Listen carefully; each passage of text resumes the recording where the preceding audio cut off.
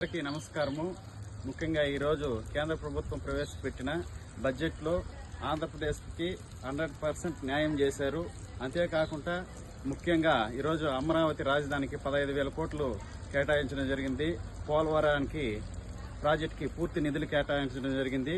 అలాగే మన యువత నైపుణ్య అభివృద్ధికి, అలాగే మహిళలకు సాధికారతకు, అలాగే చెన్నై నుంచి విశాఖ కారిడార్కు పూర్తి స్థాయిలో నిధులు కేటాయించడం జరిగింది. పూర్తి స్థాయిలో 15 సంవత్సరాల నుంచి బీజేపీ ప్రభుత్వం ఆంధ్రప్రదేశ్ అభివృద్ధికి కట్టుబడి ఉంది.